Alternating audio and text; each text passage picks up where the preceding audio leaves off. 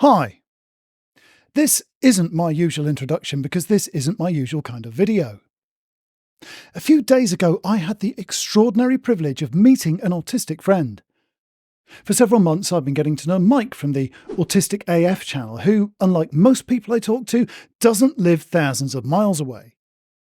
In practical terms, we're still not exactly next door to each other, though, so get-togethers like this aren't common. In fact, this was the first time I've socialised with anyone in the flesh, so to speak, for about 5 or 6 years. Mike is based on the Isle of Man in the Irish Sea, and I'm in the west of England, so we chose Bristol to meet up for a few hours last Saturday. My mobility is very limited, so we just took a series of very short walks, stopped for a lemonade a few times, and eventually found a nice little park to sit down and record our chat for a while. We only had lightweight portable recording gear with us and we forgot the microphones, so I had to hold my phone in one hand to record the video whilst fiddling with this aluminium infinity cube with the other. So here it is. Nothing more than just two friends chatting about autistic communication, ADHD, job interviews, giggling like schoolboys and, well, you've made it this far. Why not just watch it and find out?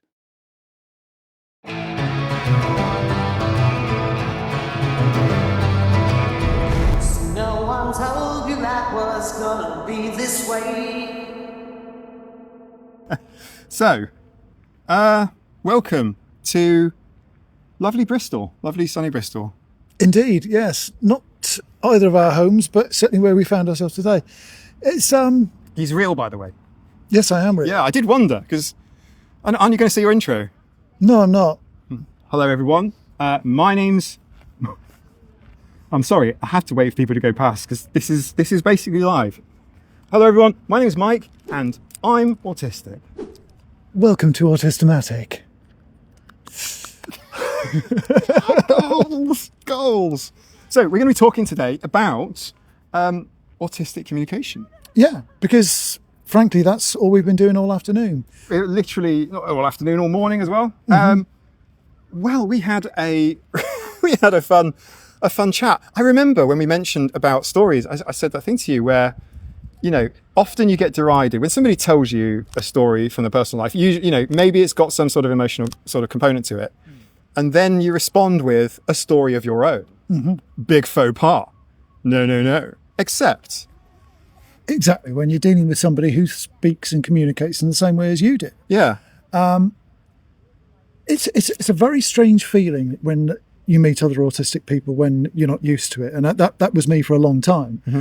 And it's kind of strange now as well, because I've been away from things for a couple of years and I've come back in and I'm meeting a whole bunch of new people, many of whom have discovered who they are, got their diagnoses, or for that matter, but channels and presences as well, whilst I've been basically licking my wounds.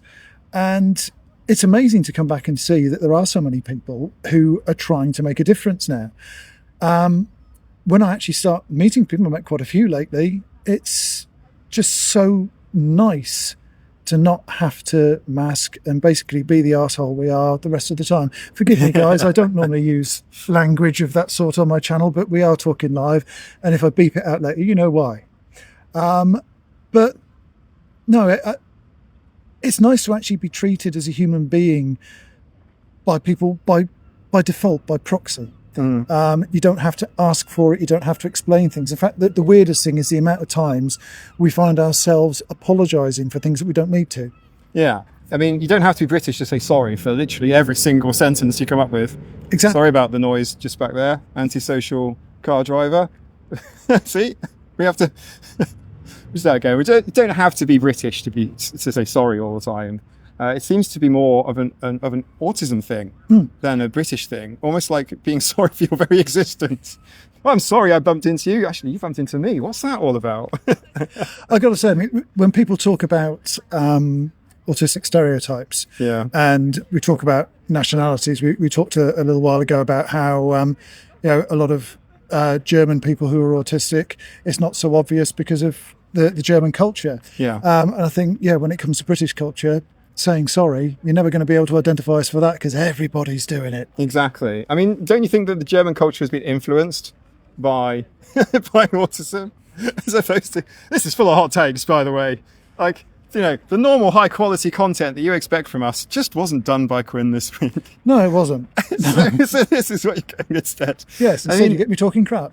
Well, I don't think so, because like often, I mean, I have heard it said, not to me yet, but to some people. I mean, I was born in Germany, and it's like, oh no, you're not autistic, you are German. Because things run to time, there's a decent social expectation. I mean, Japan's similar. But it's a lot of cultural things. I mean, a lot of my Scandinavian friends, the candor that we get picked out for just saying, you know, being honest about things. You know, just a simple thing like small talk. How's your day been? Well, over here and in the US, it seems quite unusual to actually tell people how your day's been. You actually don't. Exactly. It's actually the opposite of what that person wants to hear at that moment. Exactly. You don't want a conversation about that. Most of my Scandinavian friends tell me that that's exactly how they do it. If somebody asks you how your day is, you tell them. Yes. And because they probably ask it because they mean it, right? Exactly. But yeah. So it's not asked as like an opener. Like, I got your drink today, and lady's like, oh, how's your day? It's like, today, what am I going to say? It's incredibly remarkable for me. She's like, how so? But I just said it was an incredibly remarkable day and left it at that. Left her wondering. That is the thing, though, because I mean, that's where that particular question trips us up a lot, because when you do give people honest answers to that, it's often not what they want to hear. The things that you or I might have found remarkable or noteworthy in the day won't necessarily be the same for the people we're talking to. No, absolutely not. Autistic milestones, autistic landmarks aren't necessarily the same. And funnily enough, it's one of the great things I think about meeting up with other autistic people. When you talk about these sorts of things, we generally appreciate it in a way that other people don't.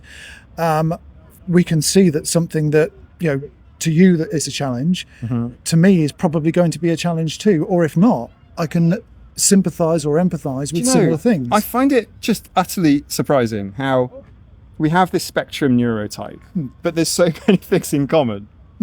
I mean, like on various communities, you get people saying, "Oh, the same," you know. "Oh, yeah, me too." This, you know, these are just like really common. Like this and same have somehow become part of the language because, you know, there's so much relatability, and that's definitely not what either of us are looking for when we're making content. It's not like, oh, trying to make something relatable to everybody, well, no, or as many people as possible. I know from talking to you that you're making content that expresses what you want to say, what you've discovered, what you've learned. Yeah, super excited. What's interesting you. I'm doing very much the same, but I think it's very interesting to me that people can come from such different backgrounds with such different inputs into their lives and yet end up in very much the same place. And the only thing that we're finding in common is this neurotype. Even where we have big differences, I did something recently on Aphantasia, and I got chatting to one of my viewers who is hyperphantasic, quite the opposite. And yet, we've come to many of the same conclusions in life. We found ourselves facing the same pressures, facing the same difficulties, and yet they've seen it through a very different lens. One autistic eternity later. Go for it. So pick up where I left off. Aphantasia. Yes. When I did the video about Aphantasia, one of my commenters pointed out that they themselves are hyperphantasic. And since that, I've actually come across quite a few who have said, you know, I'm hyperphantasic and yet I relate to you a great deal. Now, I can look at my own life and express how being aphantasic has impacted in lots of areas of life. Those hyperphantasic people don't have those same experiences, and yet they've ended up in a very similar place, having suffered the same indignities and the same triumphs, having been treated much the same way, and had many of the same quandaries and mysteries, I suppose, to solve. And yet, we're coming from a very different place when we look at it from the point of view of traits or symptoms or whatever you want to call them. So, like the hyperphantasia, but did they know that they were hyperphantasic? When did they find out that they were hyperphantasic? Because all of us only have one reference point. That is the 2 inches behind our eyes, you know. So, like, I didn't even understand what aphantasia was, or even the concept of being able to essentially summon visually objects, to be able to see objects. Well, I don't have a hyperphantasia. The apple is a really good example, that cartoon, which I'm sure Quinn will put on the screen for you. But it's like, can you see an apple outline, or can you sort of visualize one, or a full multicolored three-dimensional apple? I'm somewhere about halfway to 2/3 of the way along that sort of paradigm of being able to sort of visualize. Because I think visually, in terms of process and how things work, it's probably because I spent so much time looking at mind maps and flowcharts that they're basically ingrained. I see them in my sleep. Well, Don't know if I saw them before then. like a lot of things, I assumed that I was missing something. That perhaps I was putting 2 and 2 together and making 5. I constantly thought that until I actually started talking to people and getting to this in depth. And as I mentioned when I talked about it on screen before, it was a friend of mine who's blind, who has an amazing facility for visual imagination that actually, if you like, was the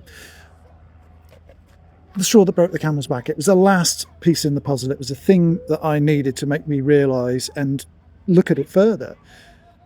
When I try to imagine something visually, or I try to remember something visually, I get a flash. Think of it like like a camera flash. Mm-hmm. You're in a dark room, you get a camera flash, and you just see a tiny, briefest image, and you try to hold it in your mind. You're trying to remember what you saw. That's what my memory's like. Anything visual, if I get anything, I just get flash, and then I'm trying to hang on to it and trying to find the words that I associate with it, the feelings. You say an apple? I think apple. I can feel an apple. I can feel the average size of it. I can the crunch, the taste, the smell. I have a sense of basically appliness. Appliness. Generic appliness. Exactly. Yeah. But I don't see. There's you mentioned the Sally Ann test a while ago. The theory of mind, Sally Ann test. If you come across the HTP, Yes. house tree person, Yes. as an aphantasic person, that gets even more complicated. Yeah, of course it does. I mean, But not all artists are hyperphantasic. No. It's not like they're colouring in the patterns, necessarily. That's the thing, though. I mean, artists come in many different varieties. Mm-hmm. The camera Obscura was originally an artist's tool for exactly that reason. Some of the greatest art, particularly landscape art, wasn't really art. It was a tracing. Yes. It was traced off a camera Obscura image, including a lot of artwork around the city, actually. In fact, there is a camera Obscura built into the Clifton Bridge, if I remember right. Oh, nice. There's one on the Isle of Man as well. Yeah. Which is also responsible, funnily enough, for a lot of the architectural art there as well. So, yes, I mean... But that's the thing. I mean, it not being able to picture something imaginary doesn't mean that you can't do something visual. Exactly. It's like with my video work. A lot of my work is often very visual, but I don't plan it in advance. I write a script or an outline which I know will have visual potential, and I do use a lot of metaphor. Mm-hmm. But all the visuals are done retrospectively. I record it, and when I sit down and I try to find a visual thing that matches the words I'm saying. Yes. But that's really what it is for me.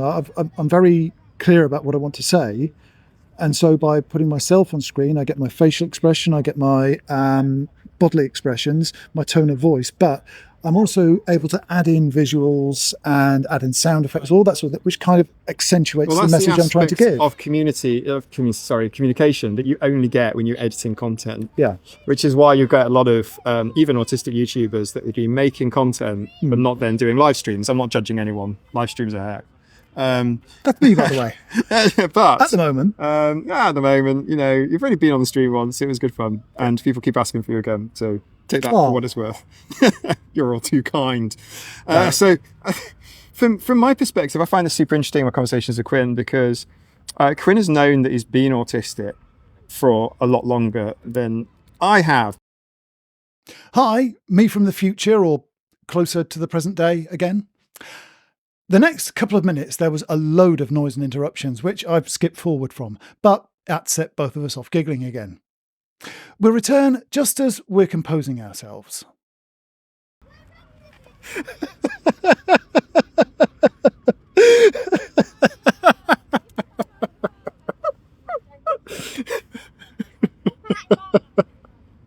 Moving on.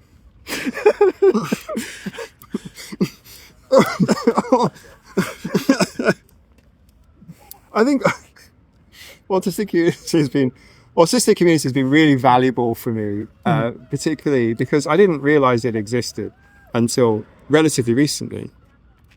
And having other people to not only sort of bounce, the technicalities about whether or not you're on the spectrum or not, doesn't matter, or whether or not you are one way, or what aspects of your personality, what sort of sensitivities you have, all these sorts of things, they're useful to know.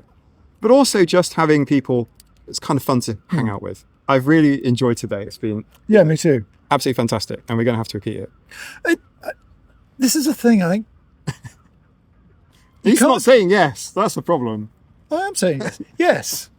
I have really enjoyed my day with Mike, and I would like to do it again. But seriously, though, it has been great, and I always enjoy it when I do meet up with autistic friends.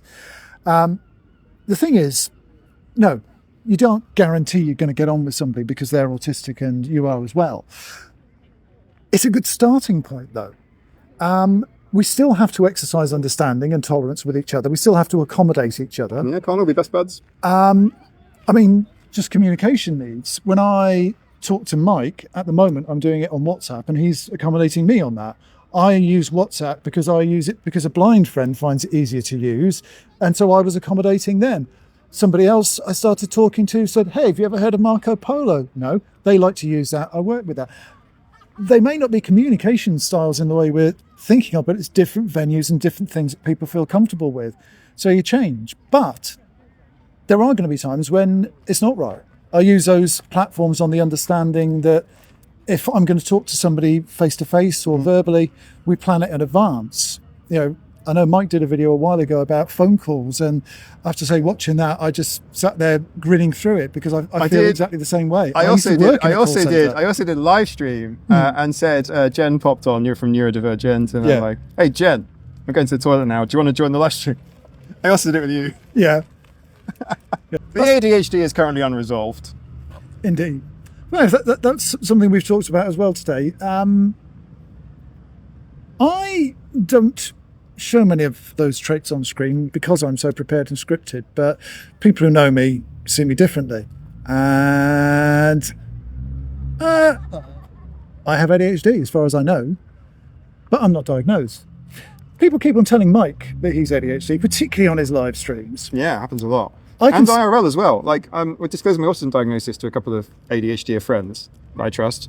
And we both said, you're ADHD. One in particular was convinced that it was ADHD and not autism, and was like, sure.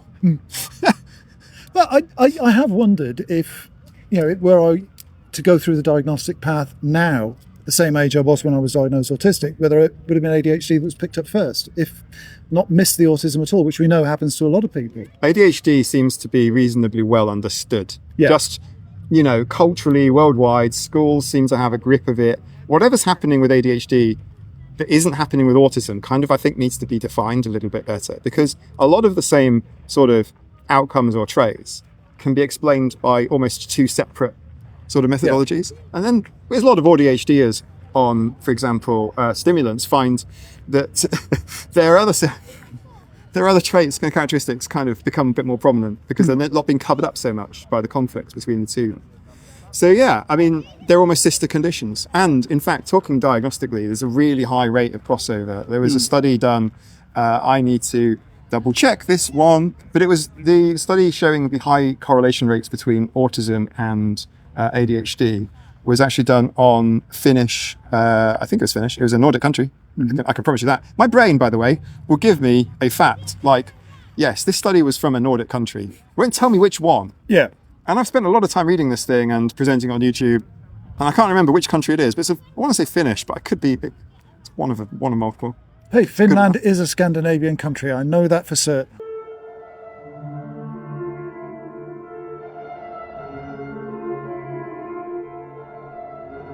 Quinn never did recover from being so publicly and obviously wrong about something he really should have known. He was last seen whittling crabs off the coast of Leicestershire. Yes. So in like that all case- penguins are birds. They are. Exactly. So all birds have autism. Apart from the ones that are biscuits. Exactly. No. When you feel a little peckish, pop up a pick up a penguin. Sorry, I just wanted to ask your thoughts on this, which is, ADHD is so well understood. I know there are holes, I know there are gaps, I know we can debate this in the comment section, but autism doesn't have. It is essentially a sibling neurotype, a sibling condition. Yeah. They are so well related, like two halves of almost the same coin. It's a hot takes for me here, but yeah, I do believe that, and. Yet ADHD has such a decent understanding from people, whereas autism is still conflated with learning disabilities. It's conflated with Down syndrome. It's conflated with even Dustin Hoffman's character Rain Man, Yeah. which had some sort of autism inspiration, but completely separate thing altogether. And it's kind of conflicted in such a way that when somebody were to say, "I think I might be autistic," people go to their cultural references and go, well, you're not like this person, my autistic nephew, or this person with Down syndrome, or this other person, perhaps a savant, perhaps not. But with ADHD, people seem to sort of understand. It's no longer naughty child in the class. But we see things through an autism lens.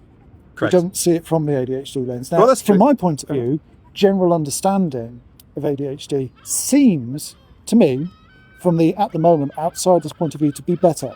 People don't seem to get so much judgment about it. Yeah. They do get judgment, there's no doubt, but society, at least here, seems to be kinder to ADHD. Choose to accept it. Exactly. And if we can just get to that state with autism, we would have taken a step forward. But I think it's fair to say there's going to be a long way to go on both levels.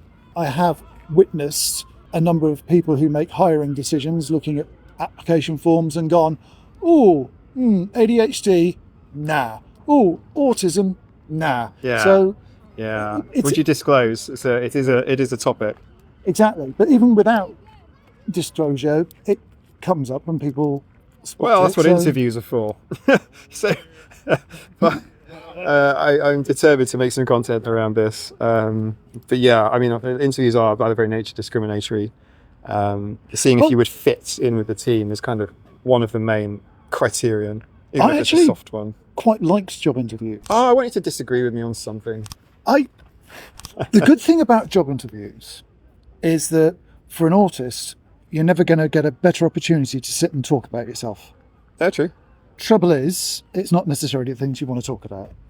But I found interviews, although initially I was very intimidated by them, they're actually quite straightforward after a while because Yes. they are quite predictable. They're very predictable. Yeah, you know what's going to be asked, what tricks they're going to play, what Yep. things they're going to try and glean. Yeah, what are your strengths? And you can plan and your ahead. weaknesses? The difficult bit is actually keeping it up once you've actually got the job. I found once I did develop a trick as well. So as I've done a lot of job interviews in the low hundreds. Just as an IT contractor, you're constantly interviewing. Even when you're in a placement, you're taking lunch breaks and interviewing somewhere else because you need your next gig after the next 2 weeks is up or whatever. And I found it so helpful to have a portfolio, and I just wish I could go back and tell my younger self this, because it does a lot of the heavy lifting for you. When you get that sort of empty brain moment and you're like, your brain's giving you the answer and it's going to start with the letter G and it's not going to give you the rest of the letters, and you're just like, oh, you can open up this portfolio and go, let me explain a similar project that I did. Would that help? And you can go through it with people. If you can get around the same side of the table as them, it's a bit of a culture. It depends on the structure of the room, really. Yeah. But if you can get on the same side as someone, it's a lot less confrontational, and you can sort of show them collaboratively what you've been doing. Some interviews are just never going to be set up that way, and good luck. But if you can wing it, hey, let me just come around there. I can show you. Yeah. It just makes such a difference. It's a proper trick, that. Well, I think with interviews being as structured as they are, excuse me, I think they work in some ways as good rehearsal for other aspects of life. There was somebody I spoke to a couple of years ago who was making a habit of just trying to get as many job interviews as they could because they literally saw it as being great social practice. I've literally been told this. It was a suggestion when I started my career. It was a case of just get interviews, even if you're not interested in the job. I never went that far, but yeah, it's great practice. Maybe not social practice, interview practice, and you can really ace interviews after a while. It depends on the individual though, because I mean that's the thing. It's the immense variety amongst us that you and I, we have our own sets of difficulties, and a lot of those are social. It's not apparent now because of who we are and what we share, but there are a lot of people who watch our content who don't feel that they can do that. They don't feel they have the level of confidence that we've got. And if you're in that circumstance, sometimes tricks like that may seem perhaps a bit heavy-handed or maybe inappropriate, they actually do work, but it depends on the individual and what they're looking for. That's the thing about what we are and who we are. For all that we have in common, we all live in different circumstances in different parts of the world, with different medical systems, with different legal systems, with different social mores and understandings.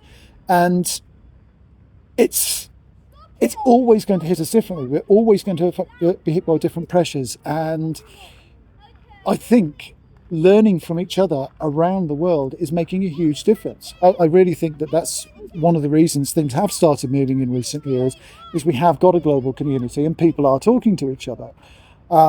It's nice that myself and Mike can get together face to face now and again because we're not too far away from each other geographically. But there are plenty of other people around here that I work with on a regular basis or that I'm friends with all over the world. Yeah.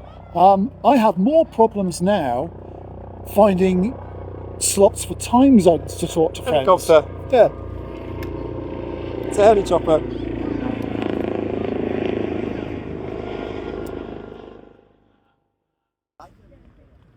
Right, are we going for time now? That's it. Right.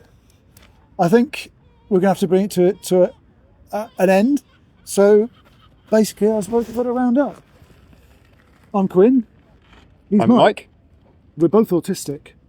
Turns out. Thank you for watching. Might be ADHD too. I think we're good. Let's run with that. That is brilliant. If you've already liked and subscribed and would like to support the channel more, then please follow the Patreon links in the description to pledge what you feel is fair and affordable to help keep the lights on here and the content keep flowing.